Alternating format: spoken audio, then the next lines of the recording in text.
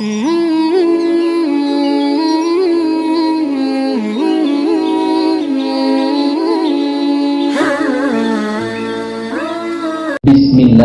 রহমানির রহিম।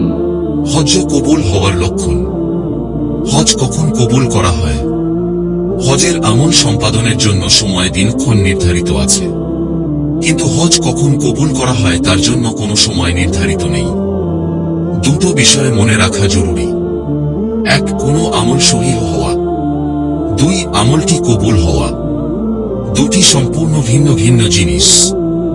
কখনো এমনও হতে পারে বান্দার আমল সহিহ হয়েছে কিন্তু কবুল হয়নি। আমলটি সহিহ হলে তা কবুলও হতে হবে এমন নয়। আমলটি আল্লাহর কাছে কবুল করানো কঠিন। সহিহ হওয়ার অর্থ হল দায়মুক্তি। আমল সহিহ হয়েছে মানে তাকে এর আদায় অনাদায় বিষয়ে দায়ী করা হবে না। আর কবুল হওয়ার স্তর সহিহ হওয়ার স্তর থেকে অনেক উপরের বিষয়। হজ কখন কবুল হয় তা সুনির্দিষ্ট করে বলা মুশকিল। কারো হজের আনুষঙ্গিক বিষয়াদি পালনের সময়, কারো মিনায়, কারো আরাফাতে, কারো মুজদালিফায়, কারো জামারাতে, কারো তাওয়াফে, কারো সাইর মধ্যে, কারো মক্কা মুকাররমায়, কারো মদিনা মুনাওয়ারায়, কারো হজ থেকে ফেরার পথে, কারো বাড়ি বেচার পর, কারো আরো পরে, কারো হয়তো মতের পূর্বক্ষণে হজের আমলটি আল্লাহ কবুল করেন। এজন্য হাজিকে প্রতিটি আমলের পর অত্যন্ত ভয় ও আশার সঙ্গে দোয়া অব্যাহত রাখতে হবে। কিভাবে বুঝব হজ কবুল হয়েছে? বিজ্ঞ ওলামায়ে কেরাম বলেন, বান্দার অন্তরে যখন দুটি সিফাত অনুভূত হবে তখন আশা করা যায় মহান প্রভু তার হজ কবুল করেছেন। এক, মন থেকে দুনিয়ার মোহ কেটে যাওয়া এবং দান সৎকার বিষয়ে সম্পূর্ণ উদার হয়ে যাওয়া।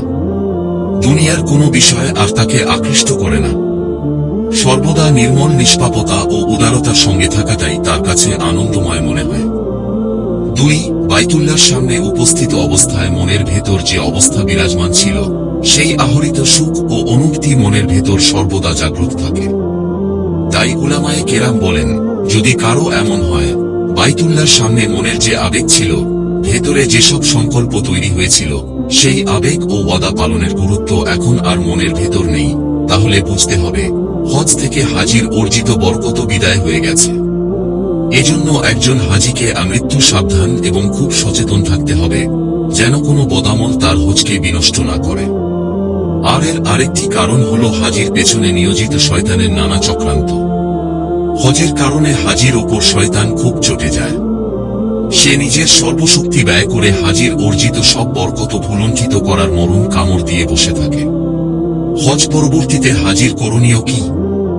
হজ পরবর্তী জীবন সে তো সম্পূর্ণ ভিন্ন ও নতুন এক জীবন, যাতে পূর্ববর্তী জীবনের ক্লেদাক্ততার কোনো কিছুর সঙ্গে সম্পর্ক থাকবে না।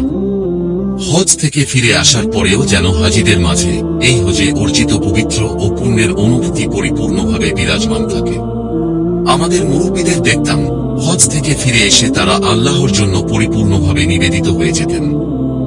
দিনরাত মসজিদেই পড়ে থাকতেন, কম কথা বলতেন, সবার সঙ্গে নরম ও কোমল ব্যবহার করতেন। তাদের দেখলেই আখিরাতের ছবি ভেসে উঠত। যারা এবার হজ করে ফিরেছেন সর্বদা গুনাহমুক্ত থাকার চেষ্টা করবেন, সর্বাবস্থায় জিকিরে মশগুল থাকা, আর আল্লাহর কাছে বেশি বেশি দোয়া করা যেন সবাইকে মাবরুর হজ নসিব করেন, বারবার হজ করার তৌফিক দান করেন। আর যাদের হজের সুযোগ হয়নি তাদের হজ করার তৌফিক দান করুন।